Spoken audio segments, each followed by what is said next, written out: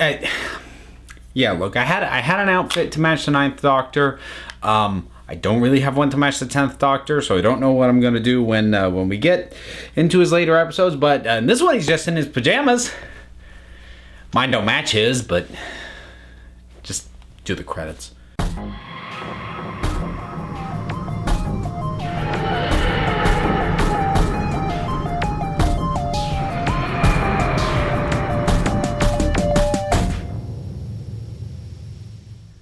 The Christmas Invasion, the first proper episode for David Tennant, since I did, for some reason, devote an entire video to the short that technically kind of gave us a first taste of him. But here, this is generally considered the first proper adventure for the Doctor. It's a one that I know a lot of people have a lot of fond memories about, and I have mixed feelings about. I've kind of always had mixed feelings about.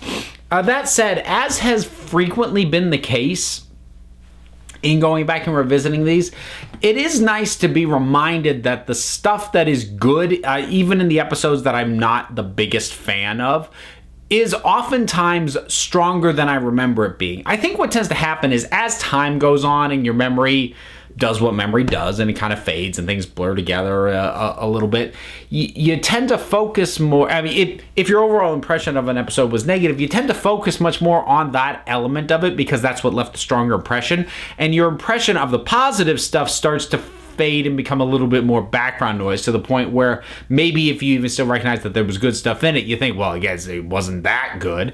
But no, the stuff that's good in here is really good. There's still a fair amount of stuff I don't care for, but yeah, we'll get into that. So, we've got the Doctor out of commission, which is in a lot of ways, I think, the biggest detriment to this particular episode. Like, I get it. I understand sort of why it was done in terms of the sort of mechanics of getting the plot into place, giving... Yeah, it feels like in some way like almost a period of mourning that Eccleston's gone, and it gives us a chance for Rose to really kind of vent her fear and her frustration, her sadness at the loss, and none of that is bad stuff. But like ultimately, there's really only two times that I'm really actively engaged by this episode. One's when the Doctor's actually on screen, not just sleeping there and going... And the other's when Harriet Jones is on, because this absolutely did reinforce my placement of her for at the top of my list of recurring non-companions, because she's great. She's awesome in this. And it also reaffirms my feelings that the Doctor was overly harsh on her. And within the context of the episode, I can still kind of fine, we'll go with that. But I do ultimately still feel like the show did her wrong, because I feel like it's not just a matter of the Doctor taking her down, but I feel like in many ways the show, it really does feel structured that we are supposed to side with him against her. And no, I don't. Initially I get it in terms of her blasting the Sycorax ship as they're leaving. But then, honestly, she makes a really good case for why she did that. None of which the Doctor actively refutes. He just goes back to his sort of initial point that she's already made a really good argument against. So, between her earlier appearances, the fact that she is so caring about the people under her, that she still has no presumption that anyone knows who she is, yet at the same time she wields her authority with authority, whether she is talking to her cabinet, whether she is giving instructions of what should be told to the American president, whether she's communicating with the Sycorax, there is always a sense of strength, but there's also that very British, politeness. Oh, has anyone offered you tea? Kind of thing. And it's a wonderful mix, and it's a wonderful character. And I just think the Doctor and kind of the show did her wrong. I will say it's funny that, having, since this aired in the ensuing decades, having had kind of more of an opportunity as an adult to really pay attention to women in politics and how they are sometimes treated by the media and by the people who may not like them in the position that they're in. When I saw this for the first time, the whole idea of her being brought down with the 6 words, "Doesn't she look tired?" just seemed very far-fetched. And I remember thinking, wait, is the doctor like have hypnosis that he pushed this as hard? What happened there? Except that, again, having gone through life, I've now seen sort of how quickly the slightest hint of doubt in female leadership so often snowballs into things that are ridiculous, that it's not nearly as far-fetched as I once thought it. I should get off that topic because I have no doubt there are people who are going to vehemently argue with me on that point. So let me get off that so you don't feel the need to. Tennant as the Doctor. He's great right off the bat.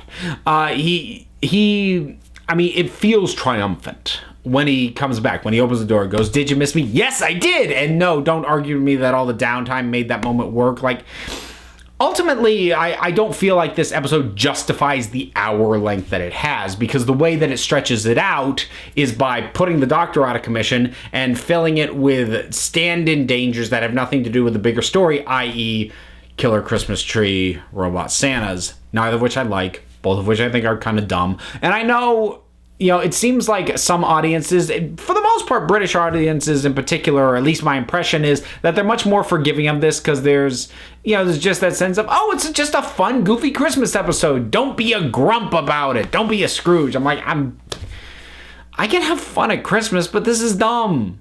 I'm sorry. But again, like when Tennant is on screen and active, he's phenomenal. He really is great. Like, the point at which because I can tell you when each Doctor sort of grabbed me. And with Eccleston, it was, I've mentioned it before, "Nice to meet you, Rose. Run for your life." Like, that was it. With Tennant, it was him responding to the Sycorax, going, "Who are you?" And he's going, "I don't know."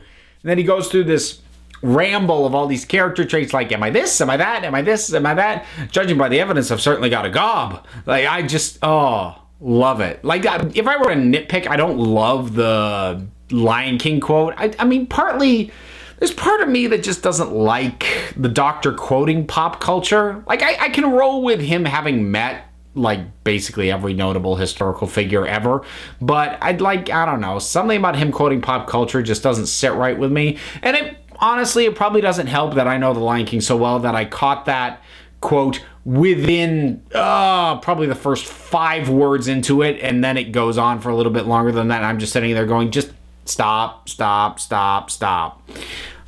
But that's like the only moment with him that is at all iffy for me, and which is interesting in hindsight because he's much more action oriented here than I usually like the Doctor to be. Like the whole idea of Doctor getting into sword fights is something in general that I'm kind of iffy on. There's nothing inherently wrong with a more action-y Doctor, as long as that's not his first immediate impulse. I don't have a problem with him going that route when necessary, but at the same time, it's sort of just not my preference. And I do have to say, like, the sword fight scene is shot really badly. It's shot and cut together really, really poorly. It looks like crap. There's one shot in particular that's like a long shot, and the 2 fighters are like down here. Like, what is that? They're like, this is just blank sky. It's not like an artistic shot where there's something here that you can see and then they're down. No, it's just this one really weird. There's a number of shots like that, and the cuts are weird. Like, it's a badly presented fight. But again, his energy really does carry it. The Sycorax I enjoy. I have no need to ever see them again, but I kind of like the sort of self-important nature of them. The whole idea, like the hand gets tipped when it's like Sycorax rock. It's like, yeah, like in the modern vernacular sense, we rock. That's great. I love the whole blood control thing, and with the Doctor sort of just pulling the rug out from under them with their big threat for what they were gonna do. And I also love the implication of that line. I haven't seen blood control in years. That like this is old stuff. So I love that he just kind of takes the wind out of their sails so harshly. And I kind of like the idea of the Sycorax ship being this just chunk of land. Like, I don't know if it's an asteroid or a chunk of their home planet, or who knows, but I kind of like that as a ship concept, so that's all good stuff. Rose is pretty good here. You get the start of that kind of flirty energy between her and Tennant, which, if you like it, fine. Here's where it starts. It's not, they have good chemistries. I get why the show sort of starts going down that road. I don't like it because I don't like that kind of relationship between the Doctor and companion. I never will. I'll try not to complain about it too much as the series goes on, but yeah, that's not something I've ever really cared too much for. Mickey and Jackie, I think we get just about the right amount of dose of them. Maybe a little less Jackie would have been nice, but it's nice to have them back. And overall, once it hits the home stretch and once the Doctor wakes up, it goes pretty well. It's a really nicely done thing. But again, it's just the whole thing's just stretched out a little bit too much to fill an hour. Like, I can think of, like, with the blood control thing, the idea is neat, and certainly the shot of everybody standing up on the edges of the buildings, that's kind of unsettling. But like, the amount of time between, when they establish these people are under this control, they're going up to roofs, like the sequence takes at least twice as long as it needs to, in terms of like what was necessary to get the information across.